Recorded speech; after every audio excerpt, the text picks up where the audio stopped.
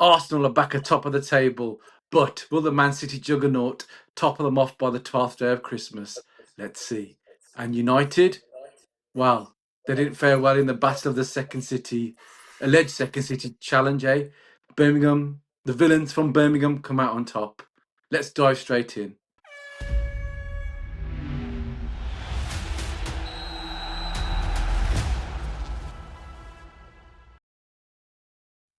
Welcome back to Two Halves, Two Innings Football. We've got the full house today. This episode is sponsored by Davis Optometrists. Thanks for your support, guys. And please, for those listeners who do like, subscribe, drop your comments. And if you do want to join us on the panel, we're more than welcome to have you on and tell us your aches and pains about your respective clubs, because we're in pain today, Ajay. Actually, you know what? I'm not feeling too bad about it. I mean, I think probably you guys obviously spoke about the preview with Villa and United. It's always going to be a tough one. You know, AFCON has come now, and this is a dreaded moment for a lot of United fans. And Buemo's gone, Ahmad is gone, Mazraoui's gone. You know, it was going to be very interesting to see how Ruben Amorim was going to approach this game. And, you know, I think I was with you guys. I mean, it was going to be a difficult time for United to go to Villa Park, especially with Villa on, I think it's 9 wins in total already. 10 now. So on the 10 now, yeah. And 10 now. And you know what? Historically, United have been good at Villa Park. I think this has been the first or the second time that Villa have won in over 30 odd years against United at Villa Park. So it's been an interesting, game to watch. And when I was watching it, I felt myself, actually, I was quite proud of how United set up. I was actually quite happy with Amorim in the midfield. No Casemiro, having Ugarte in the middle. I thought that was a bit of a risky play. Where was Kobe Menu? That was the biggest question I thought I was having to myself.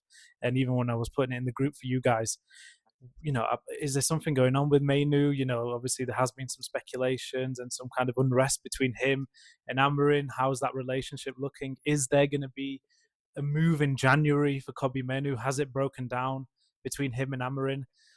And I thought, you know what, he would have been perfect in this game. But looking at United and how they set up, they did well. I thought they put pressure on Villa. And, it was quite unlucky that Villa got the first goal. I think, Yoro, a lot of, I think there's a bit of frustration for United fans now with Yoro. I think, he's a good defender. And I've said this, he's a good defender, but I just don't think he's physically, mentally there for United in that right centre-back role. I think he needs to shut down Morgan Rogers quicker, show him down the line, not let him go on his right foot. But what a strike by Morgan Rogers. You know what, that was a sensational top corner finish there. Lamens was rooted, he could not do anything. But you know what, United came back and Cunha got a goal quite quickly after that, after a mistake from the defense. You're going to finish all the thing, so calm down. We still have to talk a lot. You give me all the commentary from start to finish. We will talk about all those things. Calm down. I think my commentating hat went on too much there. So Exactly. He's been away. He's got all this energy and comments. He wants to finish all the podcast in one go. Say, this is what I'm going to talk about, guys. I've been practicing my hand at ice hockey in Canada, so I thought, come on, then let's come back into football. Well, yeah. You've definitely got the aggression there, Ajay, today from the ice hockey players, anyway. So come on, quick summarise. So what went right? You're pleased with how United set up? You're pleased with kind of how they played? And I think, I didn't watch the game, unfortunately, I had the horror of having to sit through Wicked 2 with my kids. Me and Ari, we were suffering. We took one for the boys today. Oh my god, what an awful film! But anyway, I had the notifications on, and I thought, oh god, here we go again. But it's. What do you think, Ajay? Yeah, like I said, so I'll quickly summarising. What went well? Midfield was good up until the point where Fernandes got injured, unfortunately. Now that's going to be a massive blow. He pulled up, I think, with his hamstring, and he got substituted by Martinez. But again, it was good to see Martinez in midfield. I thought we played really well. It's, I think what went well was that we were creating opportunities, but what was bad was just that we weren't able to finish opportunities. Mateo Cunha, he had a chance with a header from a cross, and he just narrowly missed it wide. Again, there was a potential handball shout against Victor Lindelof, which again would have probably been quite soft. But we were putting Villa on the back foot at times, but we just failed to convert those chances. And then again, the same old story with United. We just can't keep a clean sheet. We keep conceding goals, leaky defenses. And again, it happened with Lenny Yoro twice for the Morgan Rogers goal. Dalot for the second goal didn't really close him down enough and stop the cross from coming in. But then again, Yoro not being physical enough to put in a block against Morgan Rogers' second shot. So it was the Rogers show today. Obviously, you know what? There's a Rogers Centre in Canada. It was a Rogers show in Villa Park. So you know what? He's on form at the moment for Villa.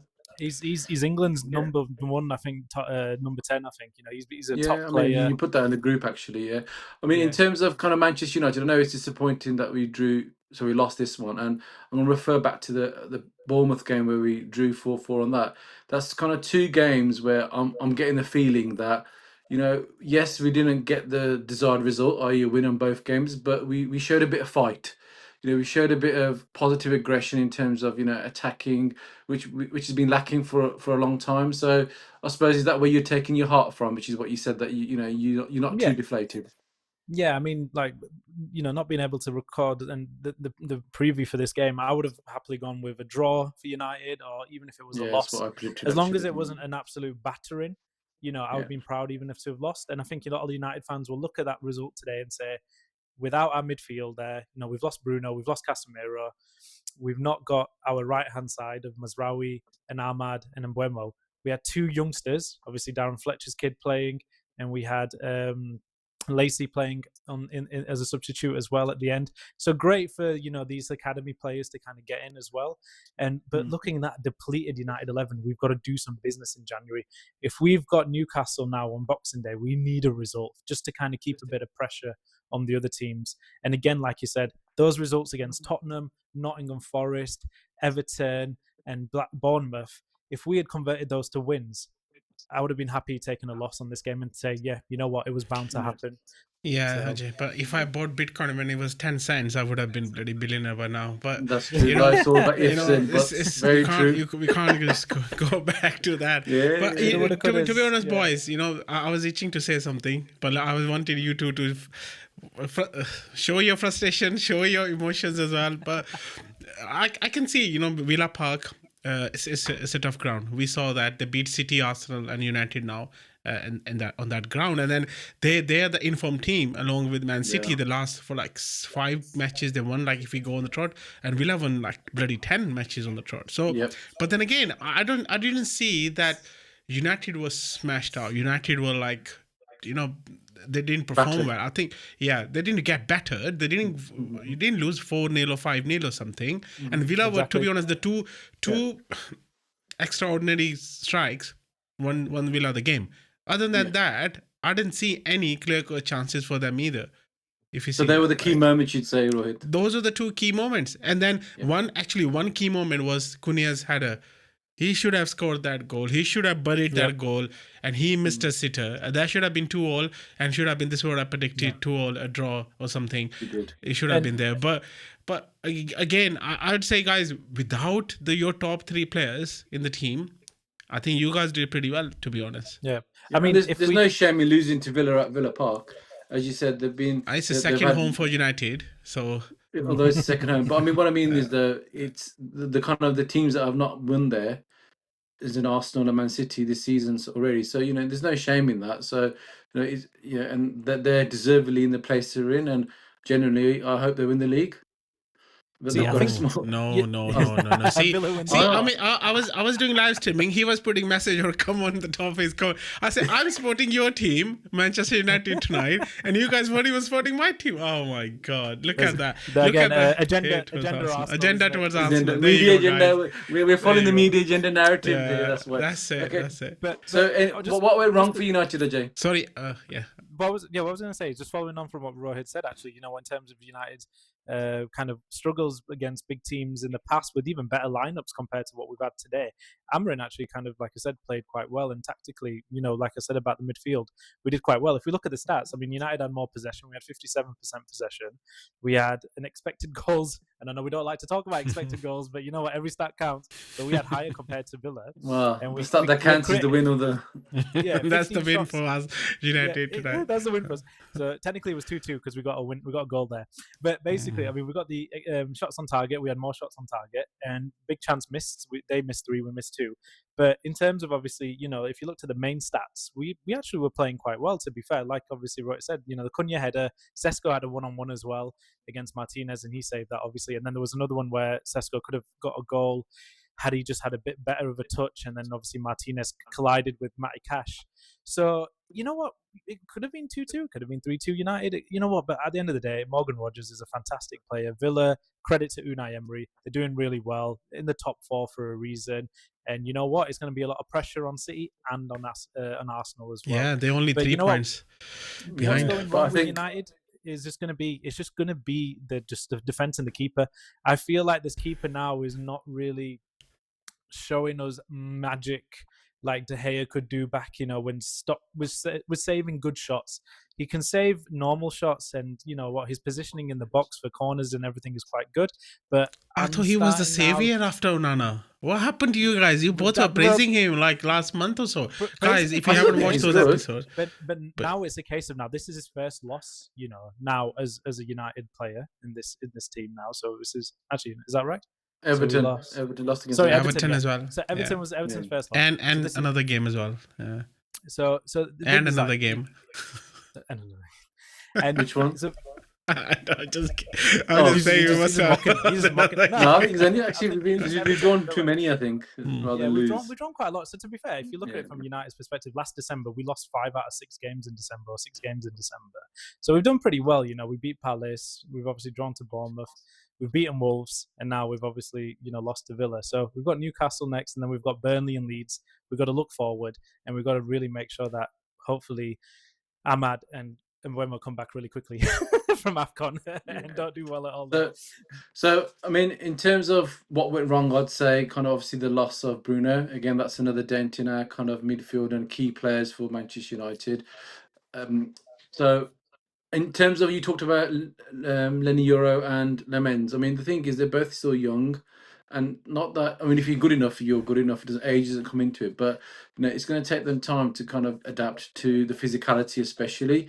And we've seen that with the experienced player, like we're going to obviously come on to with Gyokeres, that he's had a little bit of stick, and he had a bit more stick after this game as well from Jamie Redknapp about they don't feel he's physical enough, and yet he's older and he's should be more streetwise because he did play in the English league with Coventry. So I think they need time. At the end of the day, when David De Gea started for United, he started off very well, and then he had a really awful kind of spell, and then Sir Alex took him out of the team just to kind of protect him, and then kind of, I can't remember who replaced him at that time, but so it happens with young players. I think you just gotta. The most important thing for me is that that the players play with heart. They know what they're doing, and what I'm getting is this is what happened in today's game, and we just take it on the chin and move on. And who would you say was the star performer United? Just one, if any. I would probably say Cunha. It was a close toss up between Cunha and Mount. I thought Mount played fantastic, impressed so much, and he showed really good, kind of endurance and stamina, across the whole pitch, and he was winning tackles and pressing really well. But Cunha, I think Cunha is the main mentality difference, I think, for United this year, and I think that's what Amorim has kind of looked at in him as in a leader, but also in an attacking threat. He just puts his head down and just runs forward. None of this kind of backward. Yeah, he's a fighter. He'll take on 3-4 man. And you know what, honestly, that Brazilian flair he's got, I'm hoping it'll come out more now. So he's got 3 goals, I think, this season. So hopefully how he can, maintain that in the next couple of games, because they're big games. Well, they're going to be reliant on both them to Mount and kind of in terms of the attacking flair. They're going to be reliant on both Cunha and Mount kind of really kind of being at the A game while we kind of find out what happens with Bruno and while we wait for the AFCON players to come back. Right, then far too much time on United. I wanna, I just want to say, I think for me, Dogo was pretty good actually. He put such great, lovely crosses actually. He should have got some couple of assists, to be honest. He was brilliant on your left hand side, and when Martinez came on, I think he was good as well. He controlled the midfield after that, and then he was pretty good. Yeah, I think overall, I think it was okay-ish game. I mean, you can see Villa Park away without your top 3 players. It was defeat all over anyway. Before you step on the. I thought we could have had a draw. Yeah, no, I'm just saying before the game. If you see, you have to predict it. People were saying, Villa easy game. It was an easy game for Villa, and United had a lot of great chances as well to score the goals. Unfortunately, they couldn't. But then again, like you said, the defense was all over the place. You guys need to sort your defense out. It's just, well, the thing is again, it's not an excuse, but because there's been so much injuries, inconsistency, it makes it difficult for them to kind of build that kind of relationship and understanding. So, but then that's where the coaching comes into it. They have to. It's not exclusive to Manchester United. Every club has injuries. It's just how you deal with it. Kind of, Rohit, I was going to move away from Manchester United. You brought it back on, but should we carry on, or do you want to talk about your beloved Arsenal? No, I mean 3 points in the bag, top of the league. Well, now you're superstitious, Christmas. Rohit. Yeah. Can I share a stat with you? Yeah, go on. Yeah. Okay. In Premier League history, Arsenal have been top at Christmas in 2002, 2003, 7-8, 22, 23, 23, 24. Yeah. And in those previous 4 instances, they finished second. I know. And this year they are top at Christmas. Yeah. So are you going to finish second again? No, we're going to finish at the top. 2026. 2026. No, we finish first. We're going to win the league. 2026 going to be different, guys. Trust me. The Villa going to win it. Come on, you Gunners. I think there was a quite a dirty joke I could have made there, but I thought, no, you know what, we'll keep it PG about finishing second. But anyway, I think Arsenal are going to be looking over their shoulders, though, definitely. I think, performances like how you played against Everton, for the attacking threat you guys have and the amount of money that you spent, do you think, Rohit, that maybe just winning on a penalty, who watching cares, the game, who cares, Ajay? Who cares? Who cares? You see how teams play, right, against Arsenal nowadays. It's not during Wenger days or earlier days where we had a bit more ball, we had a bit more flair as well, and then we were more attacking. You see teams play, come on to pitch and do a proper low block. Proper. You see how Villa played against Liverpool. We were crying out Villa to play long balls, and they were like, no, we're not going to play long balls. We're going to play into Liverpool's hands. And same team played differently against Arsenal. Same Wolves played differently against United and played totally different against Arsenal. Same Everton plays differently with other teams and play differently here. So this is what's going to happen, right? But the thing is, you can talk about winning 3 points. You can get 6 points from Wolves and Everton. Exactly. But the fact is that you've not actually scored a goal in open play against both those teams. But who cares, Ajay? Who cares? No, you can't say who cares? But you've got to be. We had chances. We hit the post twice.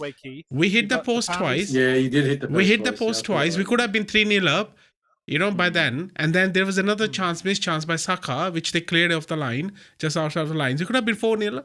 Yes, last night. It was easy. But it's just that. And they didn't even have a sniff at all.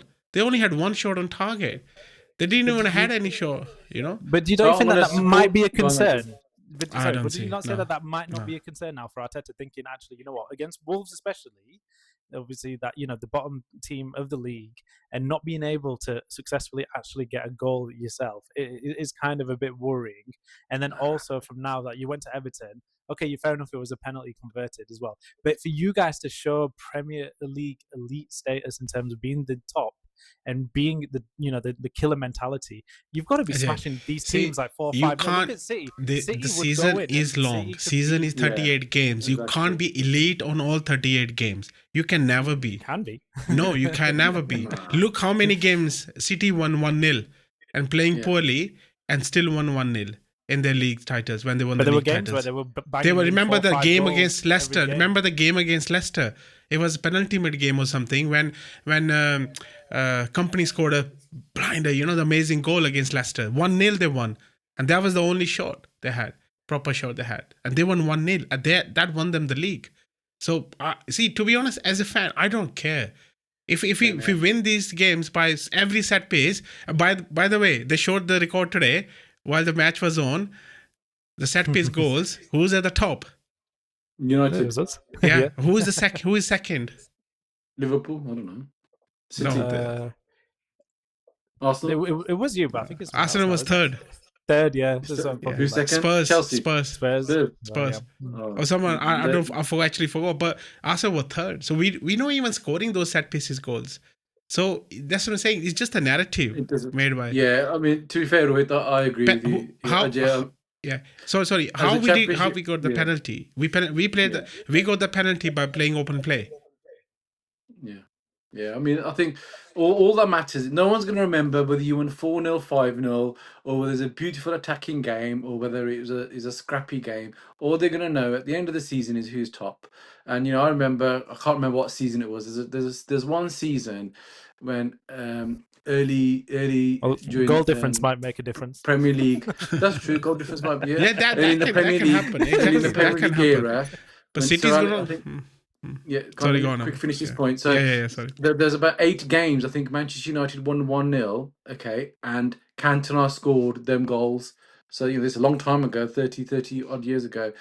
Again, I still remember I remember him scoring the wicked goal against Newcastle, and after that time they were our kind of competitors that season. But who cares? At the end, they won the league. And the only thing I want to argue with you, Rohit, about is that you're saying that teams are playing defensively against Arsenal, but they're not going to play Manchester United. They're not going to play Liverpool to lose the games. They're going to play the games to win. It's just it's the tactics of the coach who they're trying to match or nullify the threat of Arsenal. So I'm not quite sure what your point is on that. No, my That's just point is coach. that when there's a narrative that Arsenal only dependent on set piece goals, that's false. That is not the right narrative. You don't score. First of all, you don't get set pieces by here is the ball. I'm getting a set piece. You're getting a set piece by playing open play. You're getting a corner by playing attacking. You're not getting a corner on your half. You're getting a corner on the opposition half. You're not getting a penalty by just saying, "Oh, I'm getting a penalty." You're getting a penalty by playing attacking. So this is again, it's a false narrative. That's what I'm saying. I'm not saying that obviously every team has the right to play how they want to play. The most important thing is they don't want to lose that game, and the other best thing is that they want to win the game. And No, but you question the style of the teams no, I'm just when saying they're played against you versus I'm not, other teams. No, I am not I'm not questioning the style of player.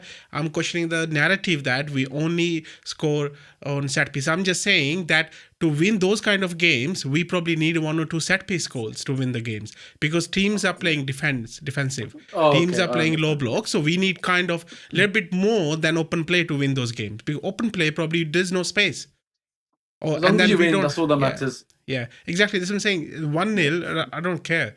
1-0. But then So again, what went right I do in the agree. game?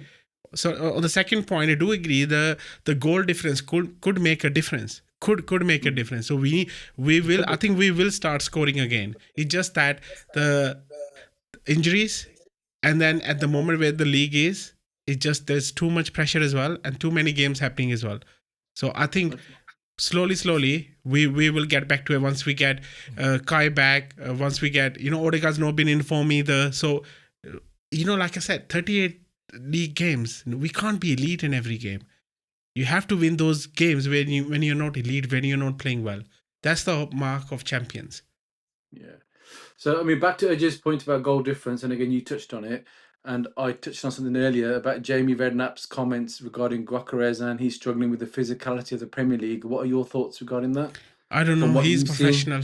He's a professional. I'm just saying as a fan at the moment. Yeah, but we're all seeing this as a fans. What are you seeing in your fans' lens then?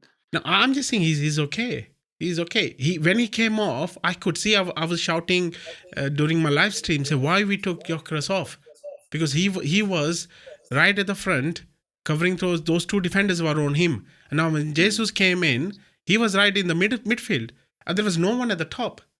At least he was occupying the defenders, and he was physical with them. I don't know what Jamie Redknapp saw, but I, as a fan, I didn't see it. And he should have got penalty anyway. He should have got that penalty anyway. I feel like Gyokeres reminds me of kind of like a striker that feeds off having a partner with him. I mean, obviously, like in kind of with Sporting, even under Amorim, because obviously they still play 3-5, 3-4-3.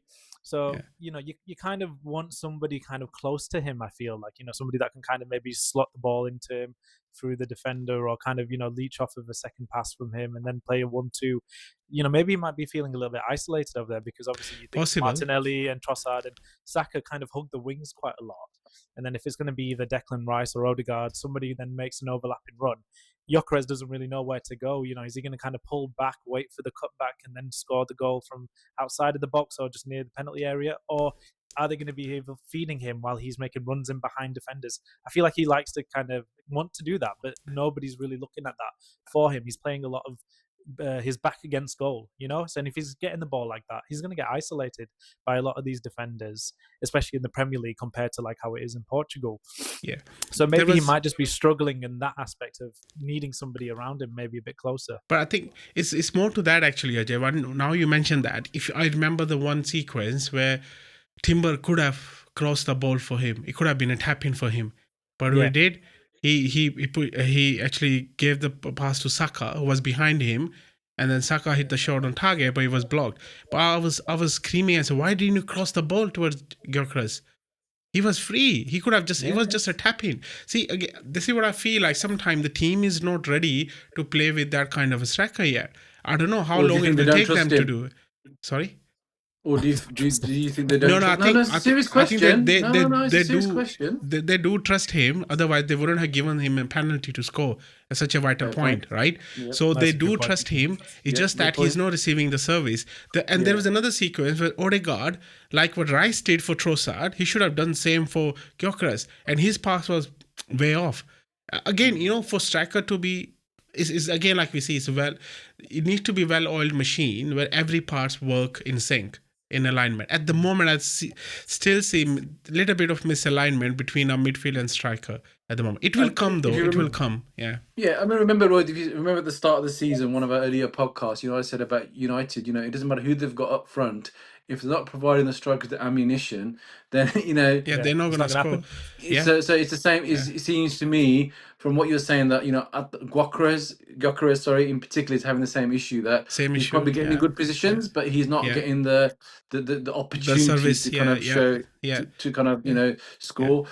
But the thing is, like, as you mentioned, kind of, with elite football, your concentration's got to be bang on, hasn't it? So, Ajay, you talked about 2 lapses of concentration for Yoro, in the Manchester United game, and then Cunha not taking his chance. That's the difference in any elite environment, that you get an opportunity, you've got to take it, and if you don't, then the consequences. And the consequences for United was kind of, they made a 2-1 loss. And obviously, in the context of your game, that it doesn't appear that there were any chances given to Gyokeres. So I suppose, as I said, they just need to kind of, it's their coach, and they need to work to make sure that they're giving them the opportunity. So, what went right then? Quick bullet point. Yeah, I think Rice. He's just fantastic. He is such Rice baby. Rice baby. I'm telling you guys. Are you becoming too over dependent on him? Yes, that's what I was about to come on to, because I'm worried, because obviously we are covering all our injuries so far, touchwood, very well. Yeah. Right? If Rice get injured, I think we are in trouble. He is the machine. He is actually the oil of that machine, basically. It keeps the machine running. At the moment, I fear, but hopefully, touch wood, he won't get injured, but we need to have a backup. I thought Norgard was the backup, but Norgard is kind of like plan C, not plan B. But we need kind of probably KB Menu, right, to come in and be. Obviously, he wasn't on United squads today tonight. Better than what we're I think he was injured, by the way. Who is injured? Yeah, he's injured now. I think. I may be wrong, so viewers, please correct me if I am wrong. So I think, again, we may be making more into than it was, but the reality is, I think it was the T-shirt by his half brother, like save. No, but then Thingy said that Amorim said that he can't again, it's control. He can't control what family members are doing. He said he wouldn't punish them for that, which is the right thing to do. Which is the right thing to do, yeah. You can't punish them for that, can you? But I mean, the reality is, peak players like Rice, and historically you've had Vieira, you've had Keane, Liverpool have had Gerrard. You can't. These kind of players, they're not replaceable, are they? It's always going to be a plan C if you're honest. So, and what concerns you from the game against Everton? Just that again, that we could not put the ball back in the net. It's just, was that the way that Everton were defending? And no, I think we had great chances, to be honest. First 20 minutes, we were very poor. Very poor. We were giving them the ball. We weren't in the game. But after 20 minutes, we came in. And then we controlled the game after that. And when the penalty happened, and there should have been another penalty before that anyway, but should have been 2 penalties actually. But anyway, so and after that, in the second half as well, they came back. They started well, but then again we controlled the game again. And those two, we should have scored those goals. They could have put the, at least if that those goals have gone in, we could have put more players on the pitch last night. At the moment, I could see he was very hesitant. Mikel was very hesitant to put Norgard or Nwaneri in that tight game, because title is on the line. So this is what I felt. Maybe that's just my feeling, or maybe because he's saving them for the another game we're having on 23rd, which is the Carling Cup quarterfinal. Maybe, and Eze didn't come up either. Madueke didn't come up either. So maybe they will be playing in that game. So this is why probably he's saving some minutes for them. But let's see. But I felt that was if he had gone 3-0 up, he would have given Rice a rest. He would have given Zubimendi a rest, or someone else rest. But that's just my feeling. Ajay, did you watch the game? No, unfortunately, I didn't watch the game, but I saw a few of the highlights and stuff. And yeah, probably, what Roy's kind of saying, maybe Arsenal looked a little bit flat at the beginning, and then obviously got the lucky break with the penalty. And then again, Arsenal's always got a good defense. It's really hard to break them down and score against Arsenal anyway. So, you know what, Everton probably missed a trick there. But it was a good 3 points away from home for Arsenal. They'll take that home and then obviously look for the next game in a big quarterfinal, against Crystal Palace. Yeah. So it's going to be a very tight game and a very heavy game Well, as well. they got hammered yesterday, didn't they, against Leeds? 4-1 against Leeds. Yeah. I mean, I have to admit, one thing I will say, kind of, even though it's not against our teams, but Leeds obviously being our local Premier League Yorkshire team, fantastic to see that Dominic Calvert-Lewin is looking like he's got back. A bit of form back. What I think he's, even as an ex-Everton player, he kind of felt a little bit bad for him, not being able to kind of continually hit the strides or the, the kind of hopes that he had for himself because of injury. But I mean, he seems to be playing really well in that Leeds system. Well, so he was part of an England squad for a tournament, wasn't he? I think. I'm sure he was either the last Euros or the World Cup. Yeah, possibly as backup. Yeah. So it's good. He's doing really well. Leeds look really good. They look like, again, a team that are finding their kind of stride. I mean, obviously they got the good draw against Liverpool, and now obviously a home win against Palace, which I didn't think anybody saw. So they beat Chelsea as well. Yeah, they beat Chelsea as well. Yeah. So I think credit needs to be given to the owners and Farke, Daniel Farke, because obviously he was under a lot of pressure, and again they probably think he seems to be one of those managers that is able to get clubs into the Premier League, very similar to Scott Parker. Yeah. But then they seem to struggle with the adaptation from kind of the Championship to the Premier League, and it's good that both Scott Parker and him have been given the opportunity because it's they know the club, they know the players. It's just tough. It's not an easy league. Well, no league's easy, but when you take that next step up, it's very, very difficult, and to do that. But it's good to see, and for you Yorkshiremen, I suppose it's good to see one of your teams kind of flying high. So, right then, I think that kind of wraps everything up. So thanks, listeners, for listening in. Please, as we said before, do like, subscribe, and share your comments. And again, if you do want to join us, please drop us a comment, and we'd love to have you on the panel discussing your teams. So Arsenal top of the tree. Will it last the 12 days of Christmas? We'll see. I'm going for Villa. I think it'll be the City fans, the City mans will maybe have a surprise for Arsenal come New Year's. We'll talk about it in 6 months. Take care. All right then. Take care, guys. Until the next time. Have a lovely Christmas.